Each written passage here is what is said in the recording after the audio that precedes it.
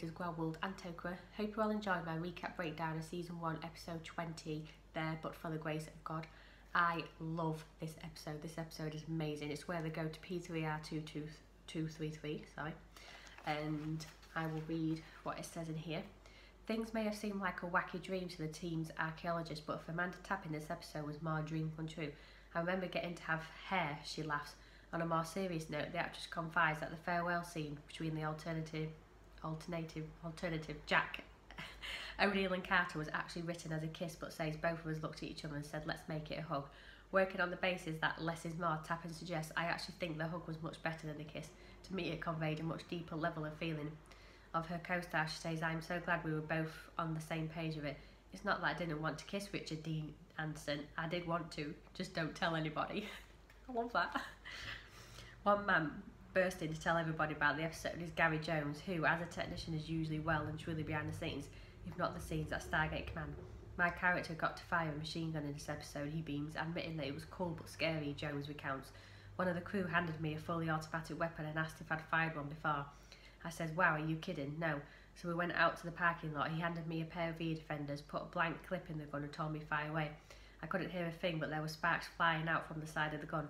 When we were ready to shoot the scene, I stood between Don Davis and three huge stuntmen. The sound when we started firing was unbelievable.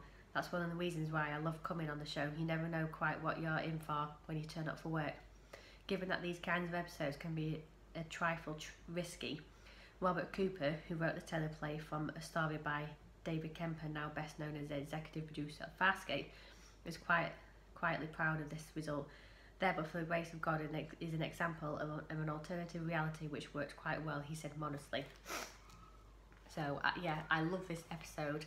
I just love it that they do go, because you do always wonder how this, if it was like this, how it would have worked out if it's like this. And they basically gave it to us as fans when they did this episode, because it was basically Sam and Jack together, and it was just like, what?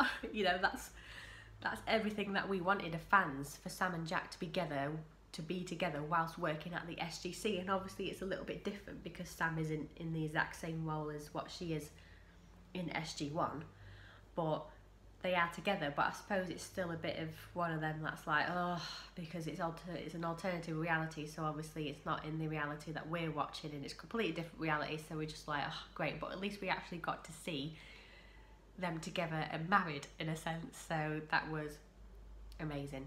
I just love that. I think that answered everyone's calls and pleas and screams, and I think that was all of our dreams come true just watching that episode. And it was nice that the producers gave us that. You know, it is, because some people could have easily, turned around and been like, no, we're not going to give you it, and it never happened, and it'd be completely different or the complete opposite or whatnot. But I'm glad that they did give us that, because it was just, oh, it was great. I absolutely loved it. I love Daniel in it when he's trying to convince him that, you know, he's not an imposter. And we see Catherine in it again, which is really nice.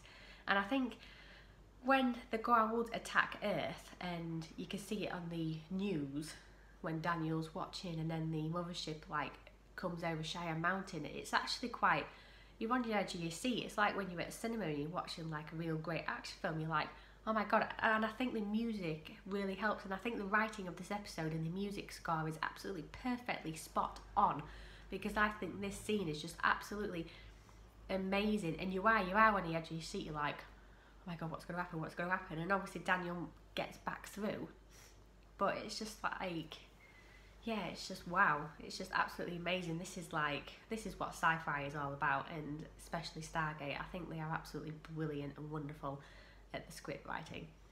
So I hope all you guys have enjoyed the Season 1 Episode 20 recap breakdown of There But For The Grace of God. I'll be doing some memorable moments from the scene, believe me, I will do, and I will do my episode review. I haven't done a quiz question for the past 2 weeks because I've been trying to find perfect ones for you guys to answer instead of just coming up with random ones.